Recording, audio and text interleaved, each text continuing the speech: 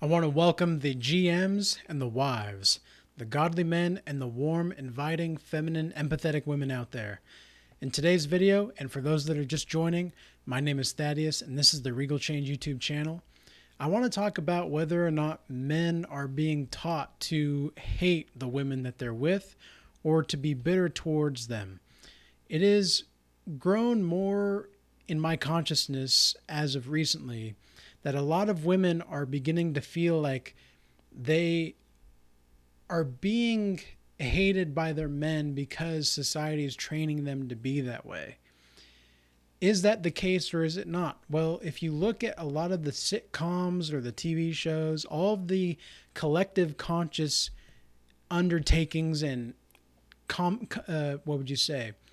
Consumerist programs out there, it would seem to suggest that there is a high probability that men are being taught to hate their wives and to hate the women that they're with. And this naturally creates a tension that is going to be resulting in a negative, prolonged experience where neither party is happy and fulfilled in the relationship. Men, what I think this is what needs to happen. Men need to actually care. They really do, but women also need to care. And they need to demonstrate it in ways apart from sex and money.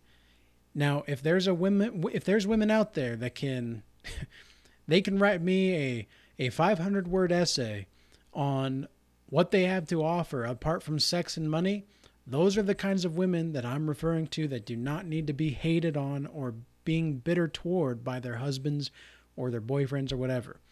If there's a woman watching this right now and you can watch and you're watching this and you can go ahead and write me a 500-word essay on what you have to offer to the table and what you have to offer and bring to the table apart from sex and money, you're probably just fine. You're probably solid. But for all the women that may be watching this that are not capable of writing me a 500-word essay on what they have to bring to the table apart from sex and money, then you're not worth the trouble. Maybe men do not need to care about you.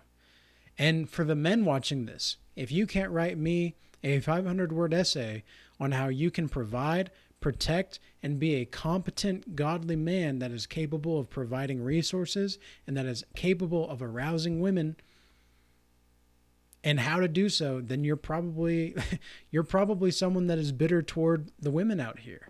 And you're probably someone that is bitter toward a lot of the different kinds of people in general. You're probably someone that is lazy, and you're probably someone, as a man, that you're probably easily disposable. And guess what? We're all disposable in this world. But whether or not you are easily disposable is another question. And so you want to make yourself as least disposable as possible, because ultimately everybody's replaceable, and that's just the unfortunate truth. Now, there's going to be legends. There's going to be people that we've never seen before and the likes. But guess what? For a lot of us out here, it's probably not going to be the case. So if you really want to be someone that is you're just not angry or bitter toward these kinds of people in your life, you've got to make something of yourself. And you've got to take accountability and responsibility, both the men and the women watching this, to actually make the choices to go forward and to move forward. If you're feeling stuck in a situation and you don't want to communicate, how the hell is anybody supposed to know what's going on if you're not communicating? How is anybody supposed to recognize what's going on in your life and what you want and what you need from other people if you do not communicate it?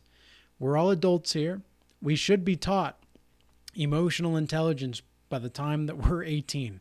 We're not in a lot of different cases, but emotional IQ is always going to be more important than IQ, okay? Intellectual side, the logical side. Understanding how to navigate your own emotions and how to maneuver through those emotions to express yourself honestly and authentically is going to be the key to helping you create the kinds of relationships that you actually want and that you actually desire. So all of this goes to say, if you think about all of the people in our society, if you think about all of the relationships, in our society. What do you think is the reason for divorce? Because 50% of marriages end in divorce, right? So what exactly is the reason for divorce? And out of those 50% of the divorces, women initiate 80% of them. Well, what exactly is this saying? It's saying that women don't really want to be in committed relationships. But it's also saying that men are not, they don't know how to keep the women in some ways. And a lot of the times, the men are going to be very satisfied with simplicity. This is something that women don't understand. Men are very excited by simplicity. Like they're very at peace with simplicity.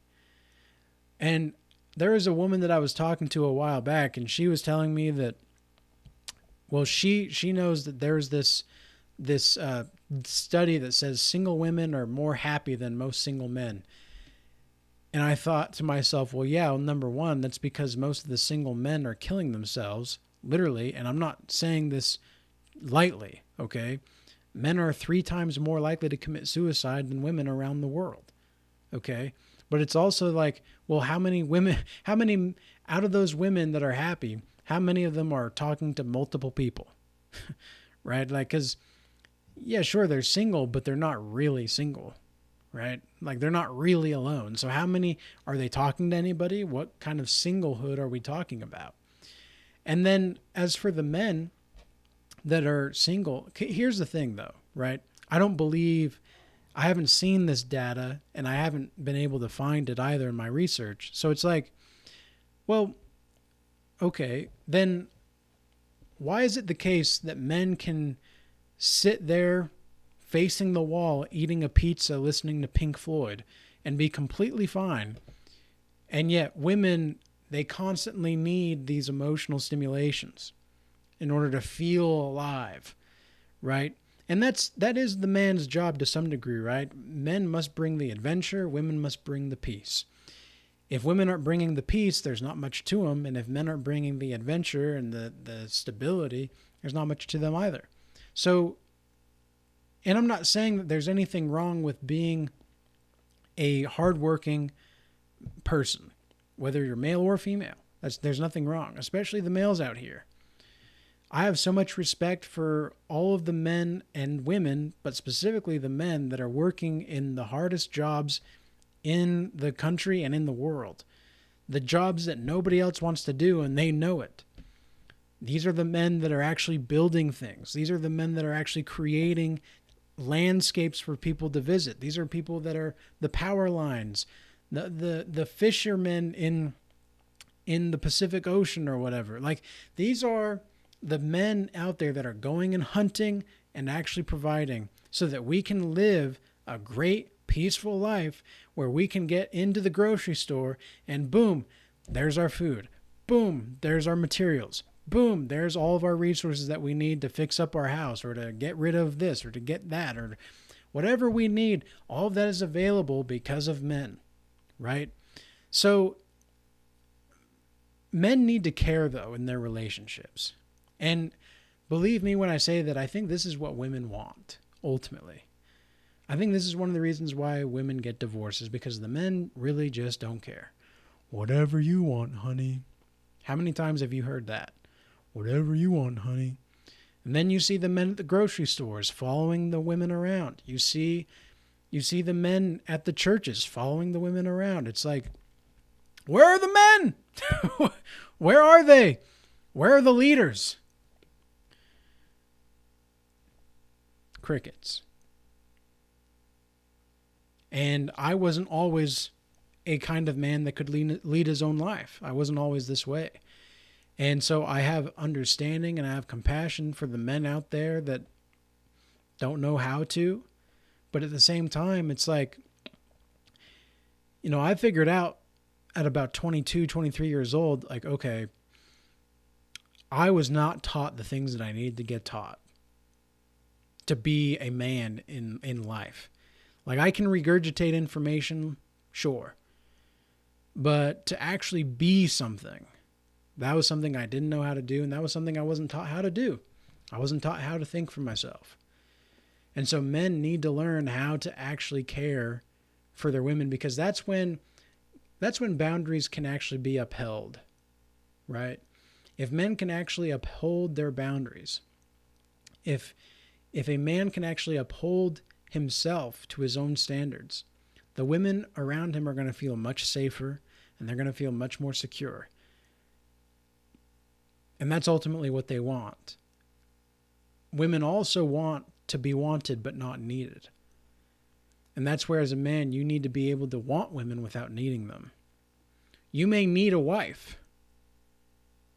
You may need a long-term relationship, sure, but you don't need it, okay? Because we all need someone, but we don't necessarily need that person. We don't need them. We would like them, and we need a partner. We need someone to build with. I mean, there's not everybody is going to be able to have that kind of life, of course, but we all need something to stand on, and we need someone to be standing on something with. Otherwise, we're not going to really get to the places that we need to. And shout out to the Godfather, Kevin Samuels, who has consistently said that life is about relationships. Life is about creating and maintaining relationships. If you don't know how to do those things, especially the men, if you don't know how to talk to your woman, that's a lot of the reason why I think a lot of these women get divorced out here. It's because men don't know how to talk to them, and the women, they don't even know, because they're being led by men that do not know how to lead. It's like, well, they just go off somewhere else into the ditches. What else are they supposed to do? So men, make sure that you're actually caring for the people that you're in a relationship with, and show that you care, but don't show it in a way that's needy, right? You want to make sure that the person feels taken care for and you're taking care of them, but they're not like you're not overly bearing about it. You're there with her and you're present, but when you're not, you're not. So with that being said, I hope this message was useful and insightful. And until next time, peace be with you.